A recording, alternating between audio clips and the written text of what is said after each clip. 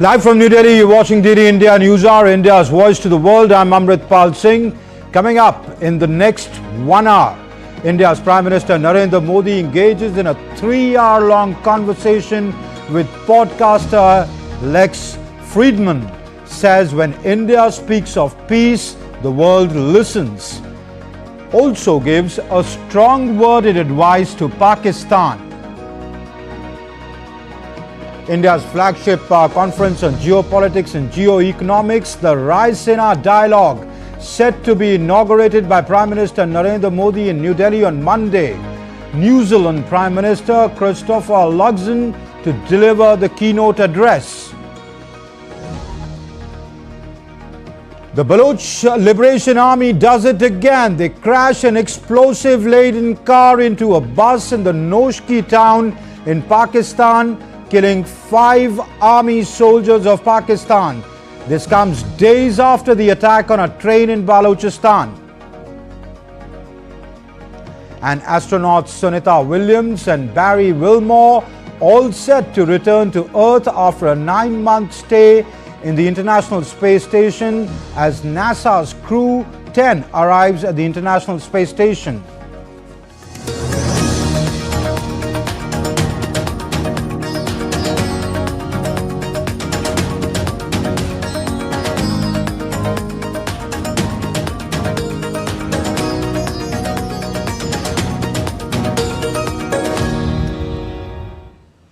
Prime Minister Narendra Modi has stressed that India is not neutral in the Ukraine-Russia conflict but firmly committed to peace.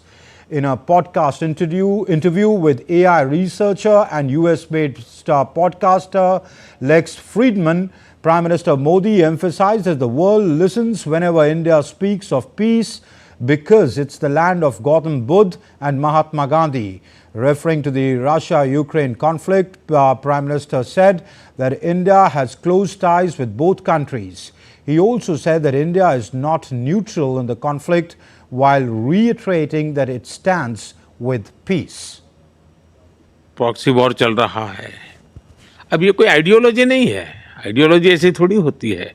लोगों को मारो काटो, टेररिस्टों को export करने का काम चल रहा है. और सिर्फ हमारे साथ ही नहीं, अब दुनिया में कहीं पर भी टेररिस्ट की घटना घटती है तो कहीं न कहीं सूत्र पाकिस्तान जाकर के अटकते हैं. अब देखिए 9/11 इतनी बड़ी घटना घटी अमेरिका में, उसका मेन जो सूत्रधार था ओसामा बिन लादेन, वो आखिर में कहाँ से मिला? पाकिस्तान में ही शरण लेके बैठा था. तो दुनिया पहचान गई है कि ये प्रकार से आतंकवादी प्रवृत्ति, आतंकवादी मानसिकता, और वो सिर्फ भारत ही नहीं, दुनिया भर के लिए परेशानी का केंद्र बन चुका है. और हम लगातार उनको कहते रहे कि इस रास्ते से किसका भला होगा? आप आतंकवाद के रास्ते को छोड़ दीजिए. ये स्टेट स्पॉन्सर्ड टेररिज्म जो है वो बंद होना चाहिए. नॉन स्टेट एक्टरों के हाथ में सब छोड़ दिया है, क्या होगा फायदा? और इसकी शांति के प्रयासों के लिए मैं खुद लाहौर चला गया था. मेरे प्रधानमंत्री बनने के बाद मैंने मेरे शपथ समारोह में पाकिस्तान को स्पेशली इनवाइट किया था ताकि एक शुभ शुरुआत हो. लेकिन हर बार हर अच्छे प्रयासों का परिणाम नकारात्मक निकला. The Prime Minister also said that Indians espouse the cause of harmony and stand for peace.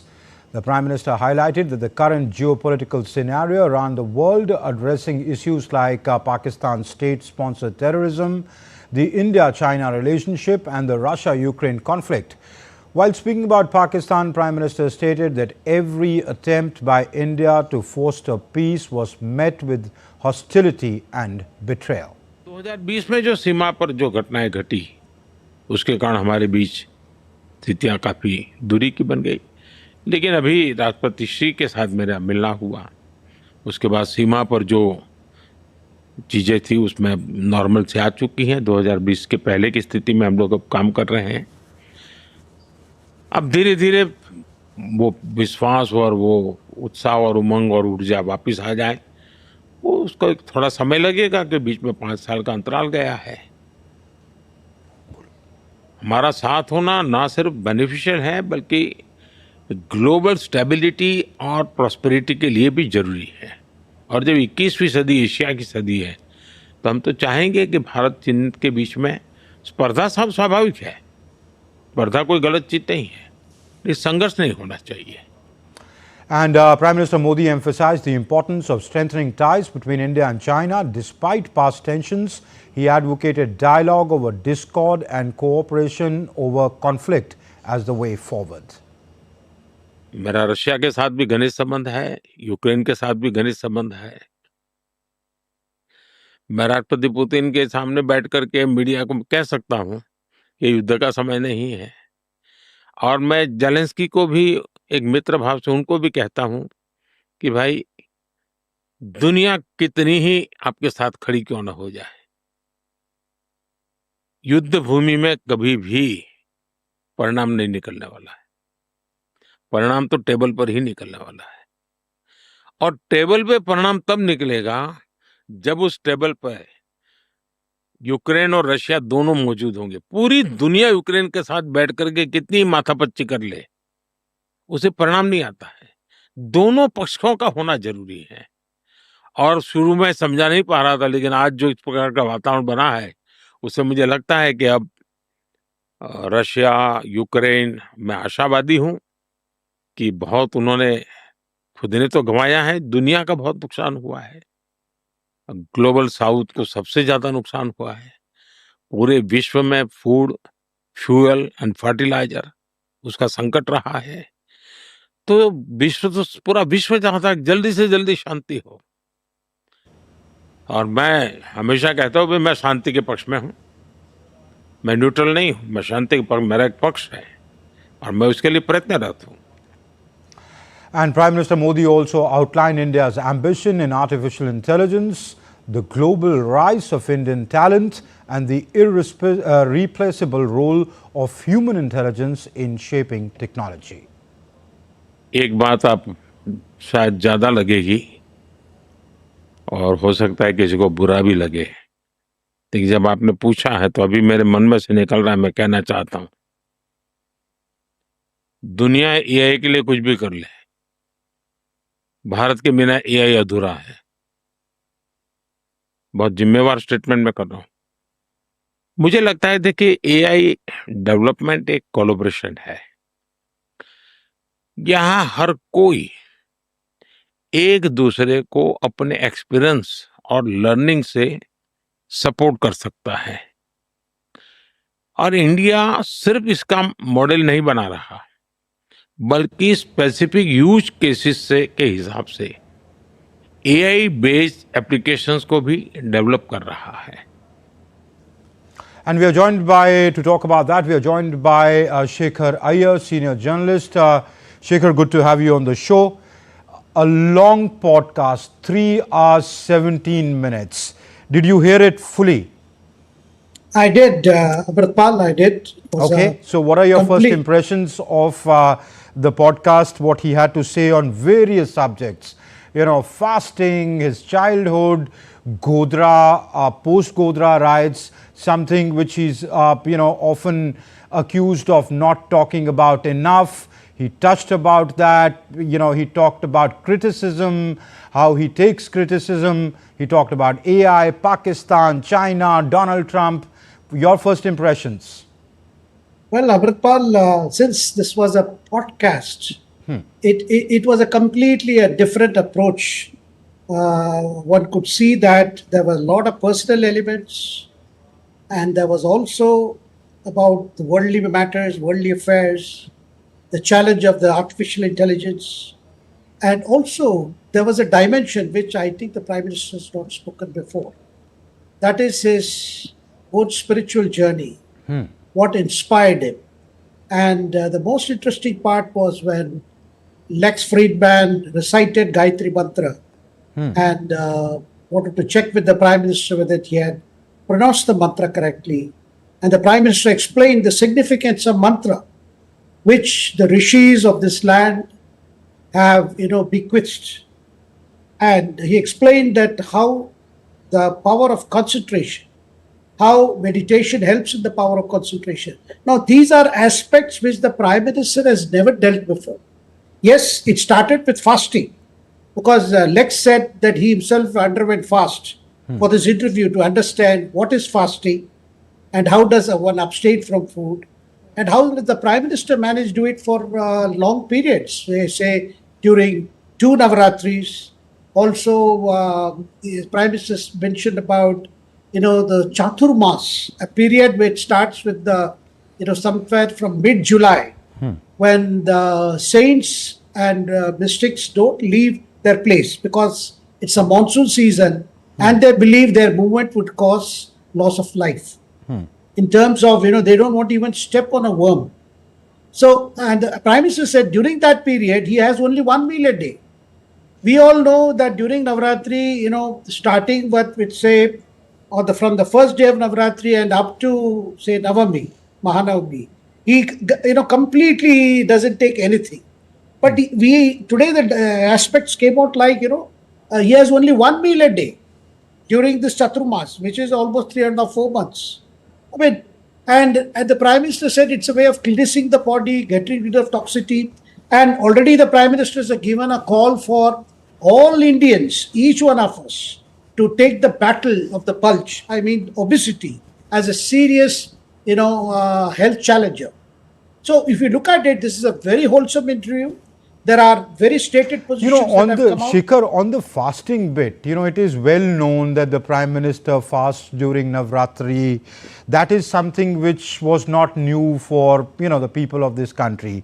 But what I found particularly touching is the way Lex brought it out, with the way he personalized it. He said that I've been fasting for 45 hours just to prepare so that I can come to that level. So he says, okay, there is a way you go about it.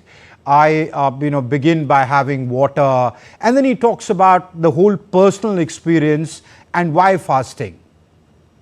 You see, fasting, nowadays, if you open the YouTube, there are loads of reels about intermittent fasting, alternative day fasting, and a lot of stuff. But here the fasting as a practice in India as a tradition, which is to do with certain tithis, with certain festivals, with certain observances. And it's a complete new way of life where food is seen as a nourisher. And when it says nourish, it is not just about the body, it's about the mind. And in a way contributes to nourishment of the soul. And that is a concept that the Prime Minister conveyed to Lex today. Look, we don't look at it as simply a kind of a physical fitness routine, just as our yoga or yoga. Because there is complete difference between what Westerners consider what yoga is and what a rigorous physical training is, physical fitness is. So our approach is different. So Prime Minister conveyed, look, we are fortunate that we have a tradition when it comes to looking after in a holistic manner, in terms of fitness, in terms of how we nourish our body, how we renew our body, and how fasting helps in renewal. Basically, every cell in your body renews. Okay. So then he begins with childhood. He says, well, we all know the Prime Minister comes from humble backgrounds. His childhood wasn't. But he said, I used to wear canvas shoes to school, but I never felt poor because I didn't know better. I did not have fine shoes. So I wore those shoes and I was happy about it. Or when he talks about how, he learned counting and how different cereals were counted. And he said that's how he imbibed that. Or when he went and wrote he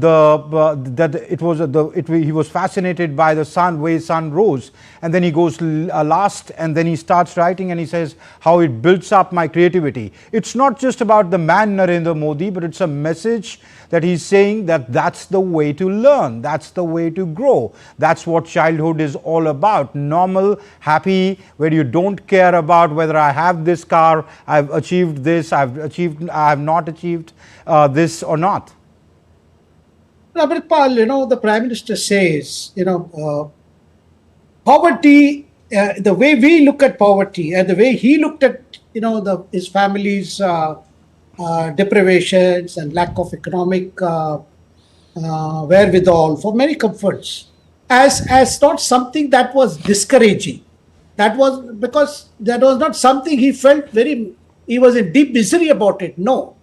Their economic situation, like many other Indians in this country, to him was a learning process to understand the basic necessities of life and how an average Indian copes up. And that was a great learning tool for him, because he said, look, we were not unhappy on account of, we didn't have, because our needs were few. And the way we looked at life, and that gradually helped him understand different facets of life, the struggle for human existence, the struggle for human betterment, and which he says was deeply ingrained in him as he moved on from that period to his wanderings in the Himalayas, meeting many religious leaders, saints, and spiritual masters from whom he got a lot of inspiration to understand this country. And he says the biggest lesson he learned in this journey from his family condition, other thing was, it is not about you becoming something. It's about you doing something for others. This life is not about, trying to fulfill yourself.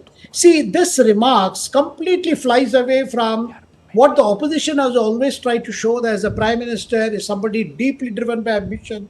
Prime minister, somebody is full of, maverick ideas. And he also repeatedly said, look, if a question was put, why do you win elections repeatedly? He said, our approach is not election-centric, as many of his critics think. It's governance-centric. We are here to perform. We are here to do something. Because that is a mission which is driving us. And that is a mission that people want us to do. This is completely way different from way other political parties and other political leaders have approached. It's about their becoming prime minister, they're becoming ministers, they're becoming MPs. No. Those positions are meant to serve people better, are seen to be seen as opportunity. This is something, his core approach to public service, his core approach to governance issues came out in this interview, Amrita. Okay. My producer tells me I'm completely out of time, but I can't let go of you without asking you about what he had to say on Pakistan. It's it was reiteration of India's stand that they export terror, they are always at odds with us, it's not about ideology. But on a day or in a week where Pakistan is hit by multiple attacks, how would the Pakistanis take it? Well, he says, look, he recalled how he began his first term in office by inviting the leaders of the neighboring countries and including Pakistan Prime Minister. His belief was this was a great opportunity to make a new beginning. If at all there can be an enduring peace between India and Pakistan, it can happen only under a BJP regime. Because when it comes to looking at issues in great clarity, the BJP has it and BJP has a leadership that has it. So the Prime Minister says, look, this was a great opportunity wasted. Even as we were trying to improve ties, they got back to, more cross-border terrorism. And then because of the deep state in Pakistan, which did not want peace, a good opportunity was lost. So he says, look at the state. And then he pointed out, look at the condition of Pakistan today. It is globally seen as the epicenter of terrorism. Any terrorist act anywhere in the world, there are some links to Pakistan. And Pakistan is today viewed with suspicion. Its government, its people, its leaders are seen. This is the kind of situation which is a making of Pakistani leadership, the Pakistan military leadership, political leadership, which he says is unfortunate for the neighborhood and also for Pakistan. So a way forward is Pakistan has to completely give up terrorism, and terrorism cannot be a state policy. And terrorism is going to get them nowhere. And today, they are now looking, they are seeing they are not able to even manage what is happening within Pakistan. True. Okay, Shekhar Iyer, we'll have to leave it at that. Thank you very much for joining us and putting the Prime Minister's podcast or interview into context. Thank you. Moving on, the United States has launched large-scale airstrikes against Yemen's Iran-backed Houthi rebels, targeting their attacks on Red Sea shipping. The strikes, which killed at least 31 people, mark the largest U.S. military operation in the Middle East since Trump took office. More in this report.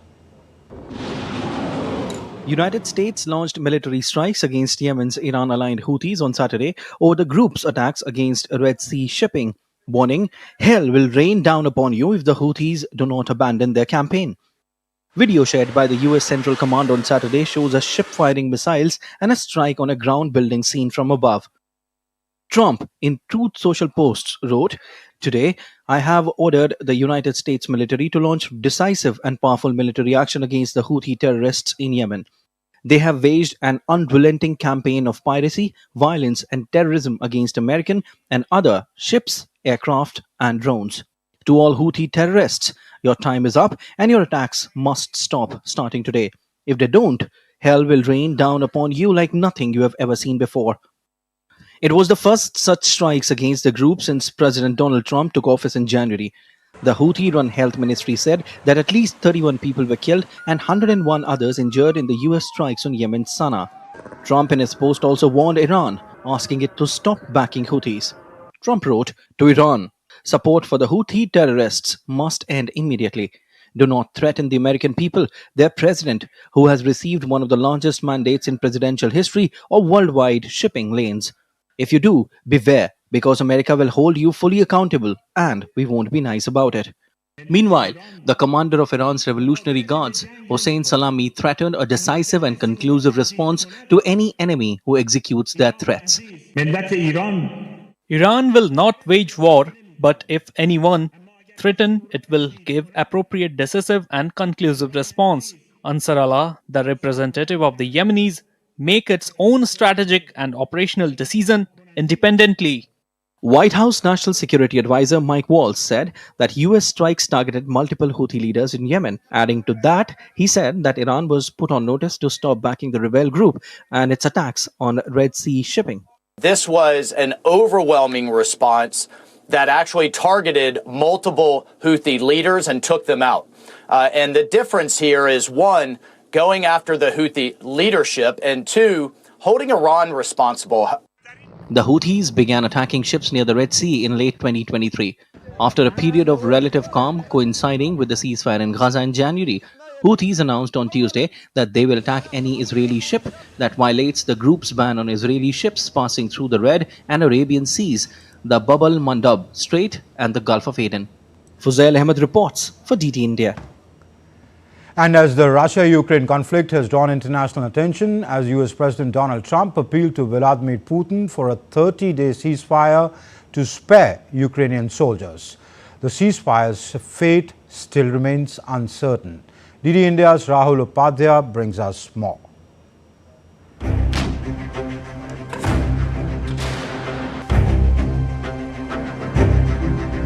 Ukraine's air defense forces successfully intercepted 47 out of 90 drones launched by Russia in a large-scale overnight attack. Utilizing electronic warfare, Ukraine managed to redirect 33 drones, though damages were reported across 4 regions in the north, center, and south of the country. Russia's defense ministry announced its forces had captured 2 settlements in Lubyanka and Zaoshelanka in the western Kursk region. Meanwhile, Kremlin spokesperson Dmitry Peskov warned Ukrainian troops stationed in Kursk that the surrender window was closing. On the other hand, Ukrainian President Volodymyr Zelensky denied that Ukrainian forces were encircled in Kursk. Sanctions against Russia must not only be maintained but continuously strengthened. And I ask you to take these steps and to work with your partners on this. Second, we must define a clear position on security guarantees. Security is the key to making peace reliable and lasting. We need to keep working on the contingents that will form the foundation of Europe's future armed forces. Peace will be more reliable with the European contingents on the ground and the American side as a backstop. There must be clear commitments on how this will function. The growing conflict has drawn international attention. US President Donald Trump has pleaded with his Russian counterpart Vladimir Putin to spare the lives of thousands of Ukrainian soldiers reportedly surrounded in Kursk and agree to a 30-day ceasefire. However, the fate of ceasefire still remains uncertain. Rahul Upadhyay's report for DD India. And US President Donald Trump's Middle East envoy Steve Witkoff said on Sunday that he expects the US President to speak with Russian leader Vladimir Putin this week on ways to end the three-year war in Ukraine. Witkoff held talks with Putin in Moscow and is hopeful of real progress to end the conflict. He said to continue peace engagement while having conversation with the Ukrainians. Witkoff said that although the situation on the ground was highly complicated, they are bridging the gap between the two sides. Turkish President Tayyip Erdogan spoke by phone with US President Donald Trump, discussing efforts to end the war between Russia and Ukraine and restore stability in Syria. Turkey supports Trump's decisive and direct initiatives to end the war between Russia and Ukraine. Erdogan also spoke about the importance of jointly contributing to the lifting of sanctions on Syria and restore stability in that country. He emphasized on making new administration functional and support normalization. Turkey also expects steps from the US regarding the fight against terrorism, taking into account Turkey's interests. And March 16th marks the anniversary of 2014 Crimean referendum, a vote that sparked international controversy and reshaped geopolitics. The referendum, held under Russian control, saw a majority of Crimean voters chose to join Russia, a move widely condemned by Ukraine and the West as illegal. Russia, however, considers it a legitimate expression of the people's will. As the region marks another year since the vote, tensions remain high. DD India's Anil Thomas gets us the details. The referendum held on 16th of March 2014 saw Crimean officials report that over 96% of voters supported joining Russia. Days later, President Vladimir Putin signed a treaty formally annexing the region. However, Ukraine, the European Union and United States dismissed the vote as illegitimate, citing the presence of Russian troops and a lack of independent oversight. Each year, Russia commemorates the event with parades and speeches, while Ukrainian and Western countries impose sanctions. Meanwhile, ordinary Crimeans remain divided, some enjoying improved pensions and infrastructure under Russia, while others report crackdowns on dissent and restrictions on freedoms. As tensions between Russia and Ukraine continue, the status of Crimea remains a key point of contention on the global stage. Although Crimea is still governed by Russia, the political struggle for its status is far from done. One of the most divisive geopolitical conflicts of the 21st century is still the Crimea problem. The future of the region is still unclear despite ongoing diplomatic attempts. Bureau Report, DD India. In North Macedonia, at least 59 people were dead and over 155 injured after a fire broke out at a nightclub. The tragedy occurred at a nightclub called the Pulse Nightclub during a concert by DNK, a hip-hop duo popular in the country. State news agency citing the Interior Ministry said that at least 50 people died in a discotheque where around 1,500 people attended a concert. The concert that started at midnight on Sunday was attended mainly by young people, and the Interior Minister said that the cause of the fire was probably the use of pyrotechnic devices used for light effect at the concert.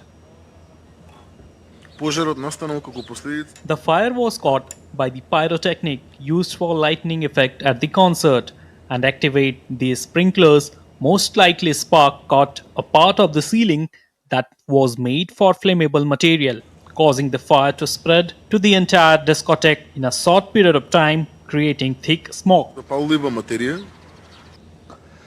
Well, the number of measles cases is rising across Europe and Central Asia. It has soared over the past 2 years.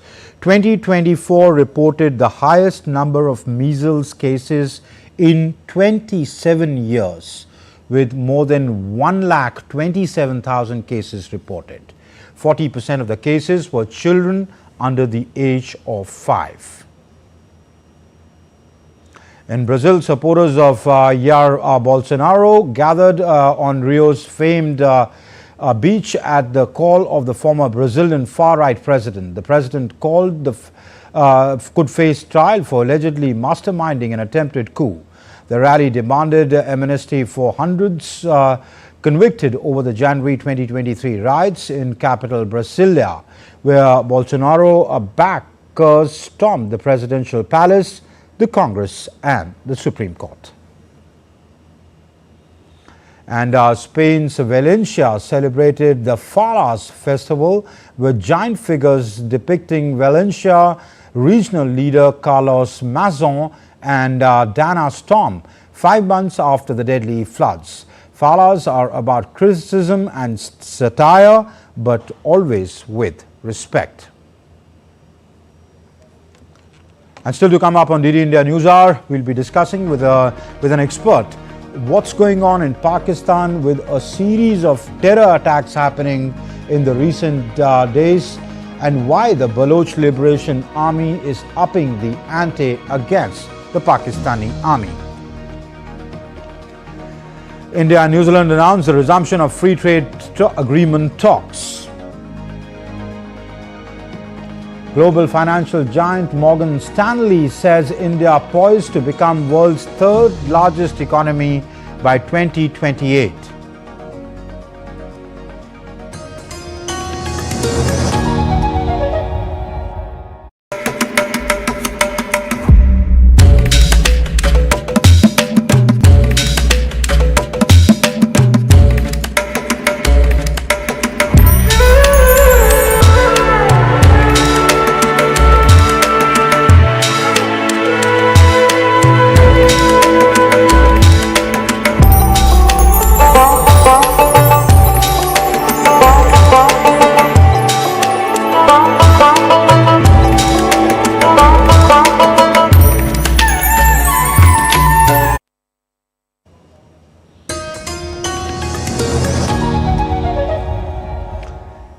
You're watching DD India News Hour. I'm Amritpal Singh. 5 soldiers of the Pakistan Frontier Corps were killed and dozens injured after an explosion occurred near their convoy in Balochistan's Noshki on Sunday. Separatist group, the Baloch Liberation Army, claimed responsibility for the attack, claiming a much higher toll. More in this report. Days after hijacking the Jafar Express train, the Baloch Liberation Army, a separatist group from Balochistan, drove a vehicle laden with explosives into a Pakistani military convoy, killing at least 5 in southwestern Pakistan. The Baloch Liberation Army, which claimed responsibility for the attack which took place in the district of Noshki, claimed 90 security personnel were killed in this attack. The police, though, said that 5 were killed and more than 30 paramilitary force members were wounded. Pakistan's Prime Minister Shehbaz Sharif, in a statement, condemned the attack, which came as Pakistan deals with a growing security crisis in its regions bordering Afghanistan, especially the restive Balochistan province. The BLA on Tuesday had taken passengers traveling on the Jafar Express hostage in a remote mountain pass in Balochistan, blowing up train tracks in an attack that killed 31 soldiers and civilians. The BLA had claimed to kill 214 soldiers during the 36-hour-long standoff. Bureau Report, DD India. And to talk more about that, we are joined by our guest on the show, Ambassador Anil Kumar Trigunayat. He's a former senior diplomat. Thank you, Ambassador Trigunayat, for joining me on the show. Always a pleasure to have you. Why is the Baloch Liberation Army upping the ante? I mean, they did what they did, a 36-hour siege, different claims by both sides, but now they ram another vehicle. Why are they doing these series of attacks one after the other? They were into insurgency for a very, very long time. Since, if we look at this insurgency, perhaps it started in 2003, but series of big blasts, which they generally, pace it out and do it after 6 months, keep it a low insurgency, low intensity conflict. Why are they upping the ante now? Well, thank you, Amrit. I think that we need to understand that this is a very old problem, as you mentioned also. They are fighting for their identity. fighting for their resources, fighting for their development, and fighting against the step-brotherly treatment that they're getting from Islamabad government. And there is, that 90% of the Baloch people, or 15 million of them, living in the largest province, which is very, very critical. And really, it provides a very major strategic advantage to Pakistan, which it negotiated with major powers in the world. Because it's a strategic location, and it accounts for 43% of geography of Pakistan. And these people have been marginalized. There is no development worth the name. The Sardari system and complicit with the government of Pakistan, and consistently they have been marginalized. And therefore, it is the pent-up frustrations with the way they are being treated. No, And so their my question is, resources- yes, resources are being what stolen. you say is true. All these problems exist. They have existed for the past 75 years. We've seen 4 or 5 waves of insurgency. If we want to call this the 5th one, which started roughly around 2003, and then Nawab Akbar Khan Bugti got killed by Pervez Musharraf and his army. And, then it went down south. It has various elements to it. But why this stepping up of the attacks at this period? Why now do it? Because generally their strategy is attack the Pakistani army, then lie low, because then now the Pakistani army will go after the BLA and perhaps want to finish their armed cadres. Well, I think that this has always been the case with Pakistan, and that's why they have tried to, stop this insurgency by using force, and that has not worked in the past so-called 80 years nearly. So I think that what is the problem? Right now, they are also looking that there is Pakistan-Afghanistan issue is quite rabid at the moment. You know that Afghanistan-Pakistan relations are at the moment at the worst stage. And likewise with Iran and Pakistan. So they are thinking perhaps, which are located in both in Iran and Afghanistan and in Balochistan, that they think it is an opportune moment for them to go. And besides there has been a coalition of these major groups there, which is called BRAS now. And so they feel that there is a strength. They want to go and convey a message that they want. First they started with autonomy, now they want independence, so liberation from this. Now that is something that is understandable because they feel that the marginalization is nearly complete for them. The resources that are being taken away are not coming back to the place.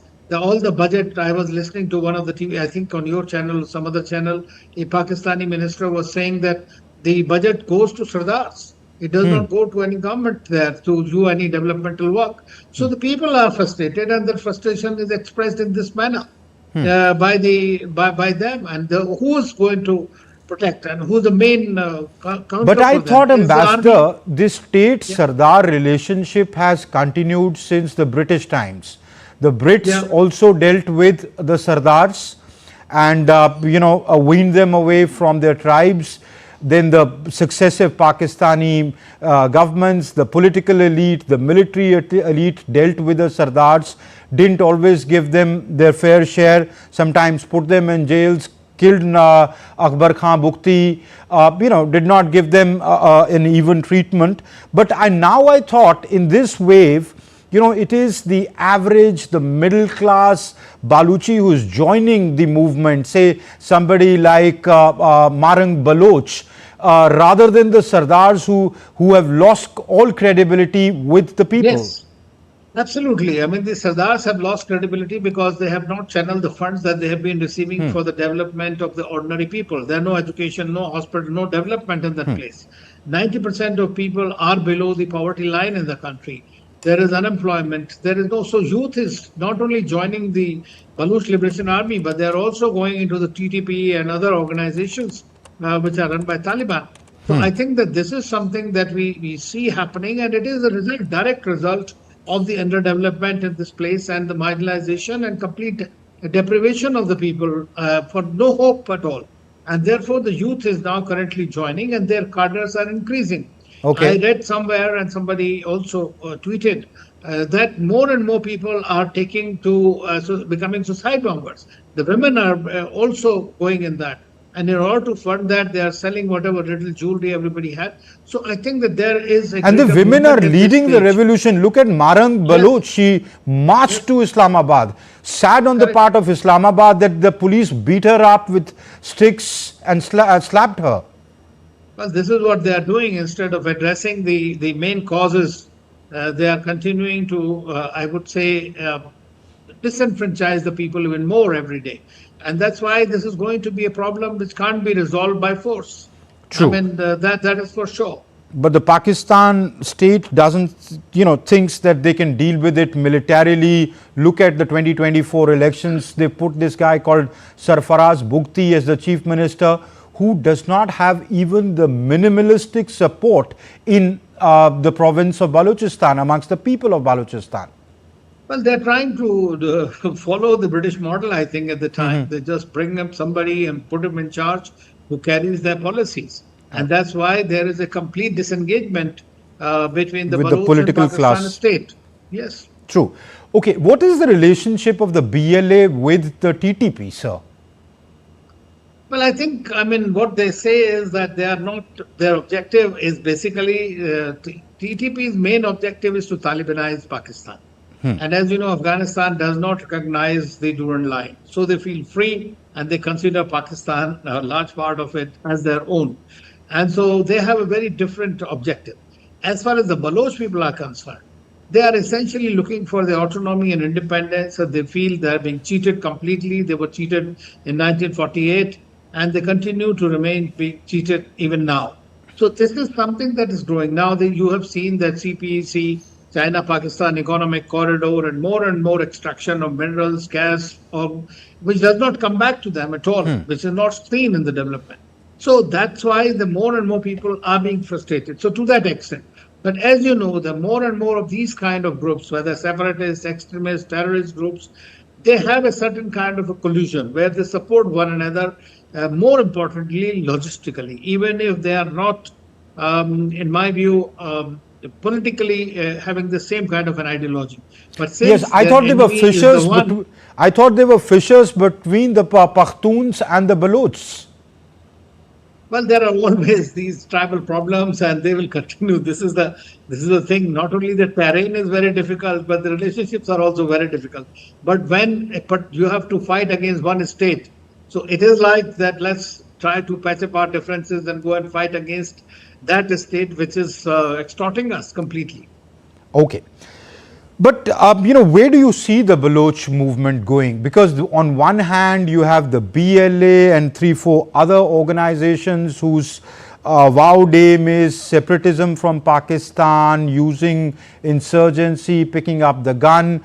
But then there are others, more educated people, more and more people who are studied in Punjab, in the colleges of Punjab and Sindh, coming back. They want to stay with Pakistan, but they say that this kind of stepmotherly treatment that you've done with us has to stop. You have to stop our inclusion from the development of Balochistan. If CPEC is there, we are good with that, but you need to involve us. Our resources cannot be looted by either Islamabad and now Beijing. There is a gas field there, like Sui gas field, which is provides about 38% of Pakistan gas, right? So you can imagine that how much is the volume and the cost of it is, and how much gets really back to the people or the region is barely anything. So what they are asking for, I believe, is, and they are using the only thing that these kind of organization follow. Because they can't protest, there are just 15 million people. They are protesting, but they're against the mighty state. It's difficult for them to do so. So therefore, these groups like BLA and others, which are there, 4 or 5 of them, who have got together, are continuously hitting the Pakistani military and intelligence outfits wherever. It's a sheer failure of intelligence also on the part of like the Jafar Express and what happened today with the buses. So I believe that they are going to continue to fight, whether they are able to have the separatist movement succeed or not. But in the process, if the Pakistani state really wakes up and knows, they might get greater autonomy and more resources for the development of their own people. Okay. So, before I let go of you, there is a slightly tricky question that I am going to ask, and I ask you that because there is interest in that question. Where does India stand on that? We know what Pakistan said. It said there is an Indian hand to it. The Ministry of External Affairs denied that completely, said, well, they themselves are creators of their own problems. They are epicenter of the epicenter of terrorism in the world. In the past, to understand, in the past, what is India's position on all that? I don't know how openly you can answer that, but it'll be intellectually dishonest on our part if we don't address that question. Well, I think that India has not propagated the separation of Balochistan. Okay. That is for sure. So, but at the same time, this has been, Pakistan has been accusing India of something which is its own creation. It is a master of cross-border terrorism and has been doing so for the last 40, 50 years. As far as India and Afghanistan are concerned, it is not only us, but Afghanistan has also suffered the brunt for the last many years. And this has been perpetrated through the connivance and support of the Pakistan army and the deep state. So that is there. But as far as policy is concerned, I think that we do not expect, but we expect that the people there should be given their own due what is there. They, of course, the Baloch people feel that they were forcibly annexed with Pakistan and they want to separate from Pakistan. So if it happens, then one will have to see how Indian government... But historically, we've never claimed Pakistan, even during independence, even during when Khan of Kalat was arguing, they were never an independent, they were never an Indian princely state and they were a separate country. We never showed interest in getting. Or when Oman was giving Gwadar to them, apparently offer was made to the Indians also. The Indians realized that it's too far geographically, contiguity is not there. So, our position remains the same, that Balochistan is a part of Pakistan, but they should look at the human rights of those people, their own people. Absolutely. I mean, this is what the Indian government's stance has been. But Pakistan always, whatever is happening because of its own faults and the policy flaws, is accusing India. I mean, just to get away and try to distract the attention of the people. I mean, that has not played up, that has not helped them at all. So they have a very big challenge in different parts of Pakistan. I mean, so it's a state which is virtually on the verge of disintegration. And India has nothing to do with it at the moment. But I don't know going forward how it is going to play out eventually. Exactly, and that would be worrisome for any country to have a failed state or a disintegrating state right on its doorstep. Well, we have always looked for welfare of Pakistan, wanted it to be a successful country and a friendly country, but they have chosen a different path. We can't help them. Okay, we leave it there, Ambassador Trigunath. Many thanks for lending us your insights. Thank you. And Prime Minister Narendra Modi inaugurated the Raisina Dialogue, India's flagship conference, will inaugurate India's flagship conference on geopolitics and geoeconomics on Monday. The 10th edition of the Raisina Dialogue will be held from the 17th, that's tomorrow, or on Monday, to the 19th in New Delhi. Prime Minister of New Zealand, Christopher Luxon, will join the inaugural session as the chief guest and deliver the keynote address. The 10th Raisina Dialogue will witness participation of representatives from about 125 countries, including ministers, former heads of state and heads of governments, military commanders, captains of the industry, technology, leaders, academics, journalists, among others. Over the course, decision makers and thought leaders of the world will engage each other across conversations in various formats over 6 thematic pillars.